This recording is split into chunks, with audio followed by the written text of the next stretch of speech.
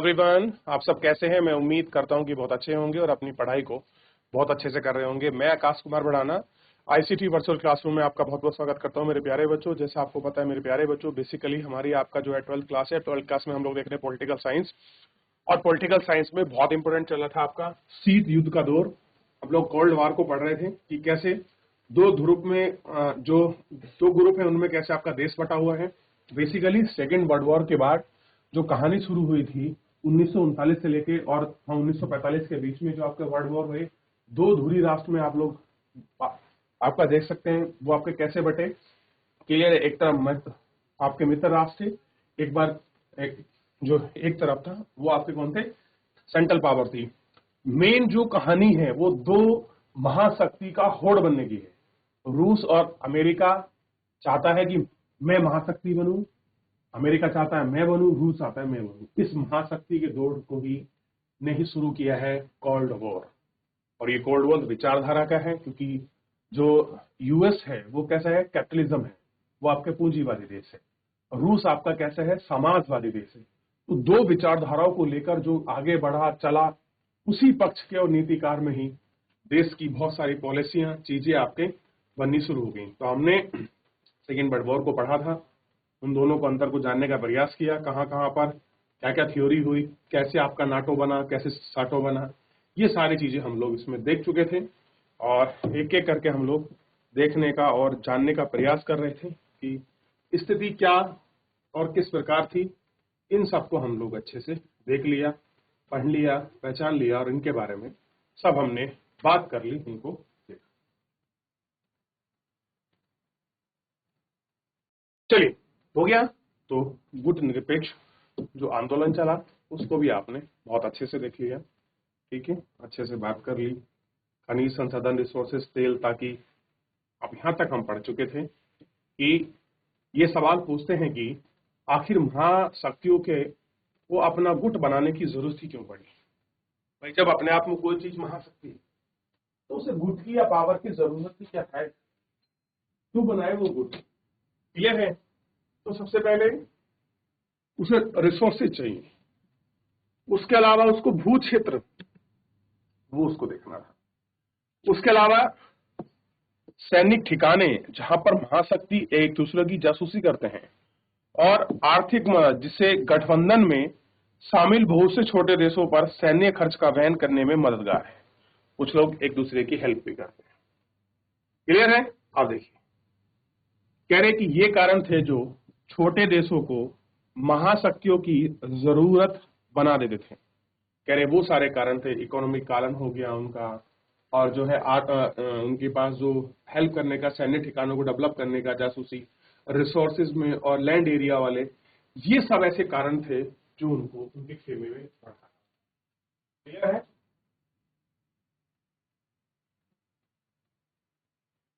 जो क्या कर रहा था? उनके क्षेत्र बढ़ा। विचारधारा में भी देश महत्वपूर्ण था। कह रहे जो आपकी विचारधारा है उसमें भी जो देश है वो आपका महत्वपूर्ण था। यह संकेत मिल सकता है महाशक्ति गुट निरपेक्ष का पारस्परिक युद्ध जीत रही है। गुट में शामिल हो रहे देशों के आधार पर वे सोच सकती हैं उदारवादी लोकतंत्र और पूंजीवादी समाजवाद और साम्यवाद के बेहतर हैं। समाजवाद और साम्यवाद उदारवादी लोकतंत्र और आपका पूंजीवादी की अपेक्षा बेहतर है। कैसी है? लोग क्या कहते हैं कि समाजवाद, साम्यवाद कहीं बेहतर है। किससे? आपका लोकतंत्र और वो आपके पूंजीवाद से। यानी कि डेमोक्रेसी और आपका कैपिटलिज्म से बेटर है आपका सोशलिस्ट और मार्क्सिस्ट जो आपकी विचारधारा है। मैंने आपसे कहा ना, ये कुछ नहीं है, ये केवल दो विचारधाराओं की लड़ाई है, कैपिटलिस्ट और आपका मार्क्सिस्ट विचारधारा। और ऐसे कहा जाता है सोशल साइंस में कि मार्क्सिस्ट की कबर पर ही कैपिटलिस्ट आपका जन्म लेता है। क्लियर है? मार्क्सिस्ट बोलते हैं कि जो कैपिटलिस्ट होते हैं ये केवल शोषणकारी नीति है, ये केवल अपने प्रॉफिट के लिए कुछ भी कर सकते हैं। इन्हें सर्वहारा वर्ग, सर्वहारा का मतलब मजदूर, किसान, महिला, बच्चे, इनके बारे में, लोगों के इथिकल के बारे में, वहां के लोगों के रिसोर्सेस के बारे में कोई मतलब नहीं है। इन्हें मेन मतलब है अवर प्रॉफिट, हाउ टू डू, कैसे अपना प्रॉफिट को गेन करें, ये उनका मेन कंटेंट है। आगे बढ़ रहे हैं, ठीक है।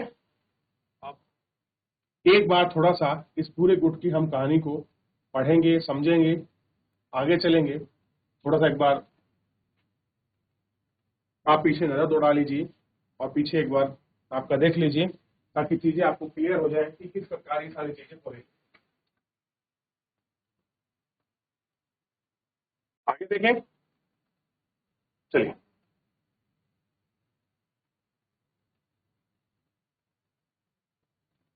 चलिए, शीत युद्ध के दायरे। शीत युद्ध के दौरान अनेक संकट सामने आए। क्यूबा में जिस मिसाइल संकट से हम इस अध्याय की शुरुआत करें, क्यूबा बम को लेकर शुरुआत हुई थी चैप्टर। तो क्यूबा क्या है, मार्क्सिस्ट कंट्री है और वो कैपिटलिस्ट के बीच में है। क्लियर है। वहां से हमने एक शीत युद्ध के दौरान खूनी लड़ाई भी हुई। कैसी हुई, एक खूनी जो लड़ाई है वो भी आपकी लड़ी गई इस शीत युद्ध के दौरान। लेकिन ध्यान देने की बात यह भी है कि इन संकटों और लड़ाई की परिणति तीसरे विश्व युद्ध के रूप में नहीं देखी गई। कह रहे जो वॉर हुआ इसको थर्ड वॉर का रूप नहीं दिया गया। क्या है, इसको जो है थर्ड वॉर का रूप आपका नहीं दिया। क्लियर है, ये आपको ध्यान देना चाहिए। दोनों महाशक्तियां यानी कि आपके कोरिया 1950 से लेकर 1953, बर्लिन 1958 से लेकर 1962, कांगो 1960 के दशक के शुरुआत में ही इन जगहों पर सीधे मुठभेड़ की स्थिति में आ चुकी थी। ये क्या सोचते हैं, ये डायरेक्ट कॉन्फ्लिक्ट कर रहे थे।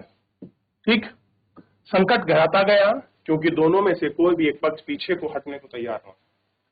अब अपने आप में अड़े हुए हैं, पावरफुल समझते हैं, तो कोई पीछे हटने को तैयार ना था। जब शीत युद्ध के दायरे की बात करते हैं तो हमारा आशय ऐसे क्षेत्र से होता है जहां विरोधी खेमे में बटे देशों के बीच संकट के अवसर आए। यानी कि विरोधी खेमे बटे उस क्षेत्र में जब संकट आए, युद्ध हुए, इनमें होने की संभावना बनी रही, लेकिन बातें एक से ज्यादा नहीं बढ़ी। कोरिया, वियतनाम, अफगानिस्तान जैसे कुछ क्षेत्रों में जहां व्यापक हानि हुई, लेकिन विश्व परमाणु युद्ध से बच रहा। आज भी आप देखते हैं, अभी रशिया और यूक्रेन का वॉर चला, अभी इजराइल और ईरान के बीच लेबनान, यरूशलेम में कितना तगड़ा कॉन्फ्लिक्ट हुआ, गाजा पट्टी पर उन्होंने अटैक किया, आप उनको देख सकते हैं। कैसा रहा, भारत और पाकिस्तान की कॉन्फ्लिक्ट हुई। तो ये सारे, लेकिन परमाणु विश्व से बचा रहा। विमन रहस्य नहीं हो पाया। कई बार ऐसे अवसर आए जब दोनों महाशक्तियों के बीच राजनीतिक संवाद जारी नहीं रहा। इनमें से दोनों के बीच गलतफहमियां बढ़ गईं।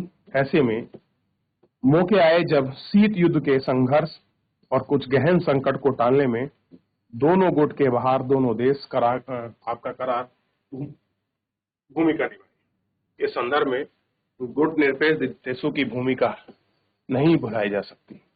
कह रहे जो गुट निरपेक्ष हैं उनकी जो भूमिका है आप उनको नहीं भुला सकते। गुट निरपेक्ष मतलब अपने आप को तटस्थ रखा कि हम किसी भी खेमे में नहीं पड़ेंगे। 1949 अभी मैंने आपको समझा रहा था ना, गुट निरपेक्ष। ये देखिए नाटो, बताया था ना मैंने आपको, नाटो बना था। ये देखिए,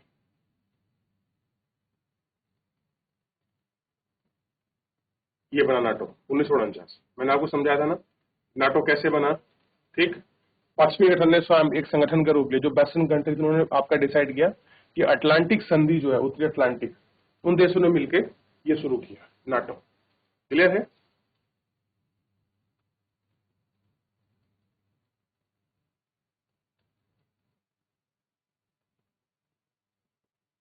गुटनिरपेक्ष आंदोलन के प्रमुख नेताओं में जवाहरलाल नेहरू थे।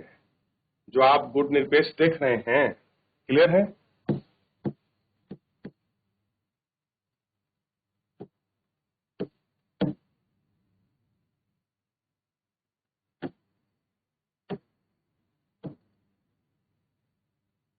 गुटनिरपेक्ष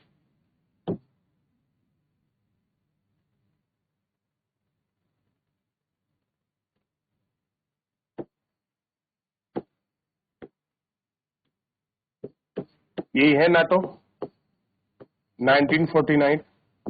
और इसमें एक इंपॉर्टेंट व्यक्ति हैं जिनका नाम है पीटी नेहरू।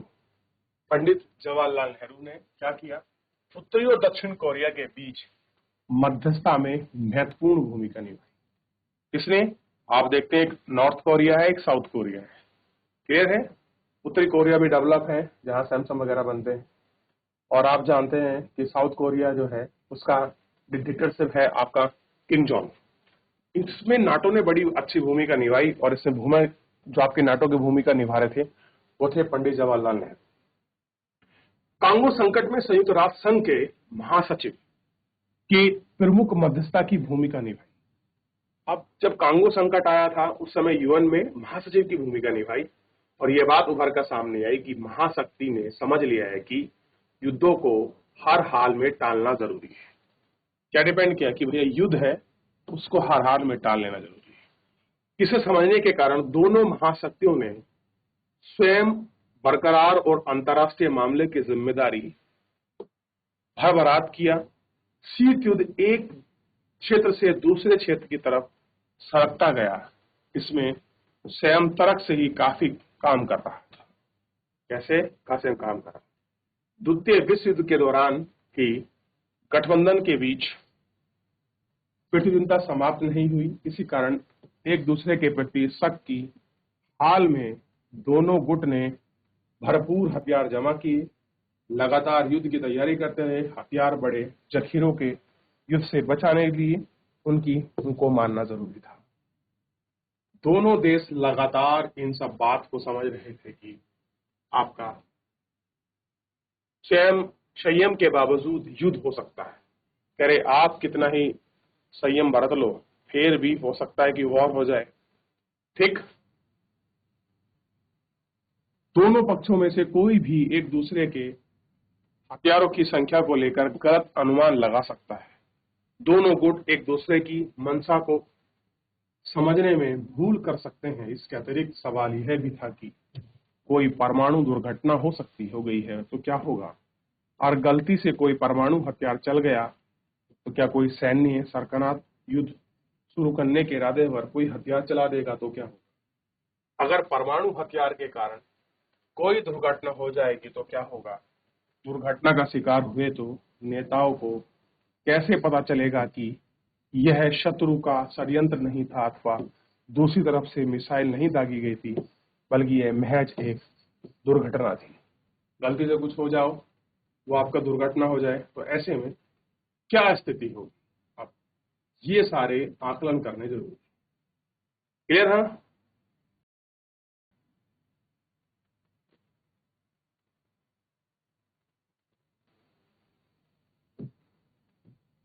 (1947) शीत युद्ध की घटनाक्रम। साम्यवाद को रोकने के लिए अमेरिका के ट्रेमून का सिद्धांत 1947 से 1952, मार्शल प्लान, वेस्टर्न यूरोप को रीस्ट्रक्चर अमेरिका की सहायता से वो सहायता कर रहा है। 1948 टू 1949 सोवियत संघ द्वारा बर्लिन की घेराबंदी। आप बर्लिन को देखेंगे, जर्मन की कैपिटल है बर्लिन। अमेरिका और उसके साथ ही पश्चिमी बर्लिन के नागरिकों को आपूर्ति भेजी और सोवियत संघ के अपने विमानों को उड़ा लिया। 1955 से लेकर 1953 कोरिया युद्ध।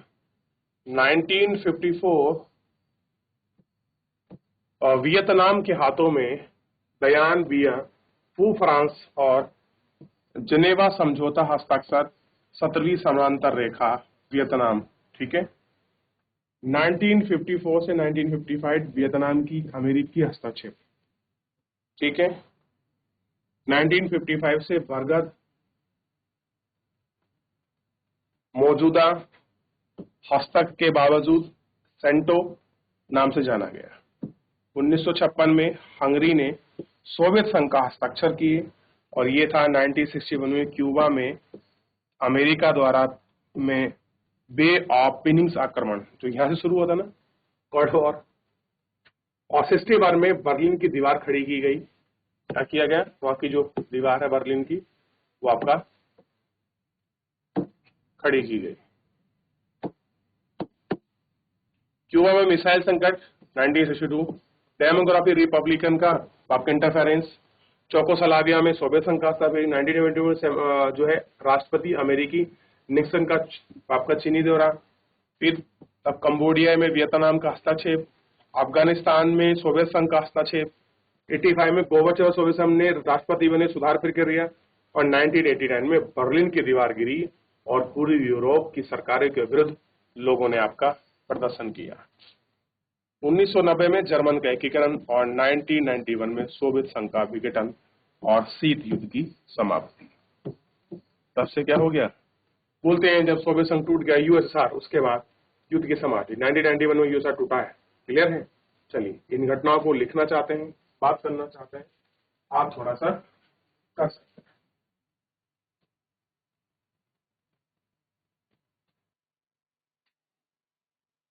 आगे बढ़ जाएं।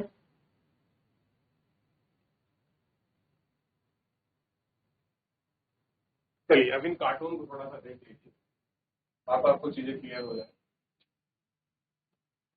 ये दोनों कार्टून मशहूर भारतीय कार्टूनिस्ट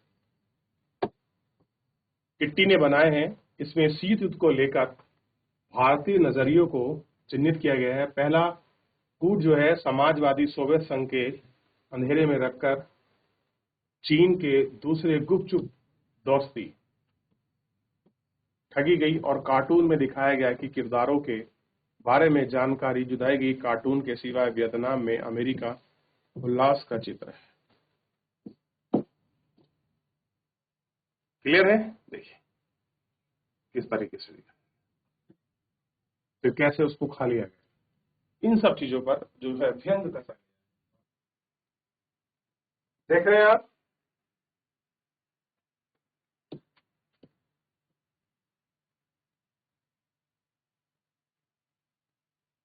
क्लियर है, देख लिया, आगे बढ़ रहे हैं। अब देखिए, गुटनिरपेक्ष आंदोलन के संस्थापक, इसी को कहते हैं ना नाटो, नॉर्थ अटलांटिक ट्रीटी 1949, याद रहेगा, ध्यान रहेगा कि नहीं। चलिए, जोसेफ ब्रिज टिटो यूगोस्लाविया के शासक थे। द्वितीय विश्व युद्ध में जर्मन के खिलाफ लड़े, साम्राज्यवादी सोवियत संघ से दूरी बनाई और यूगोस्लाविया को एकता में शामिल की। इधर आए पंडित जवाहरलाल नेहरू, पंडित जवाहरलाल नेहरू, और उससे पहले क्या नाम निकल के आया सामने, जोसेफ ब्रिज टिटो। अब देखिए, पंडित जवाहरलाल नेहरू भारत के प्रधानमंत्री रहे 1947 से 64 तक। एशियाई एकता, उपनिवेशीकरण और निशस्त्रीकरण के प्रयास के लिए, विश्व युद्ध के लिए शांतिपूर्ण सह-अस्तित्व और आपकी इन्होंने वकालत की। क्लियर है, इसको देख सकते हैं। अब शुरू क्या है कि इस युद्ध के कारण समय समय पर अमेरिका और सोवियत संघ के कुछ परमाणु और अन्य हथियार सीमित या समाप्त करने के लिए आपस में सहयोग के फैसले दिए गए। दोनों महाशक्तियों ने फैसला लिया कि अस्त्र नियंत्रण द्वारा हथियारों की होड़ पर लगाम कसी जा सकती है, उनमें स्थायी संतुलन बनाया जा सकता है। ऐसे प्रयास की शुरुआत 1960 के दशक में उत्तर में हुई और एक दशक के भीतर दोनों पक्षों ने 3 अहम समझौते किए, दस्तखत किए। संधियां की कि परमाणु परीक्षण प्रतिबंधित संधि, परमाणु अप्रसार संधि और परमाणु निरपेक्ष परिसीमन संधि। एंटी बैलिस्टिक मिसाइल ट्रीटी, ये आज भी चलती है, एंटी बैलिस्टिक मिसाइल। इसके बाद दोनों महाशक्तियों ने असीमित परिसीमन के लिए वार्ता की और हथियारों पर अंकुश लगाने के लिए अनेक संधियां की कि कुछ भी हो जाए, हम लोग ऐसे परमाणु वगैरह इन चीजों को यूज नहीं करें। क्लियर है। चलिए आगे बढ़े। दोनों ध्रुवीय की चुनौती गुटनिरपेक्ष हम देख, चलिए तो गुट निरपेक्ष को हम लोग नेक्स्ट लेक्चर में कंटिन्यू करेंगे। ध्यान रहेगा इतना, थोड़ा इसको पढ़ लीजिए, बात कर लीजिए मेरे प्यारे बच्चों। फिलहाल जो है आज के इस लेक्चर में इतना ही, मिलते हैं नेक्स्ट लेक्चर में।